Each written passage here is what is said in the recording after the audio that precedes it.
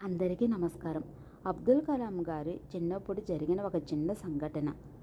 ఒకసారి అమ్మ ఒక రోజంతా కష్టపడి పనిచేసి రాత్రి ఇంట్లో అందరికీ వండి పెట్టింది. నాన్నకు బాగా మాడిన రొట్టె కర్రీ వేసింది. నాన్న ఏం పట్టించుకోకుండా తినేసి నా చదువు గురించి అడిగాడు. నాకు ఆశ్చర్యం, ఎందుకు నాన్న అంత మాడిన రొట్టె పెట్టినా కోప్పడలేదే అని. భోజనాలు అయిన తర్వాత అమ్మ క్షమాపణ అడుగుతూ ఉంటే నాన్న రొట్టె చాలా బాగుందని కాంప్లిమెంట్ ఇవ్వడం చూసి ఇంకా ఆశ్చర్యం. కొద్దిసేపు తర్వాత నాన్నను అడిగా, నిజంగా రొట్టె బాగుందా అని.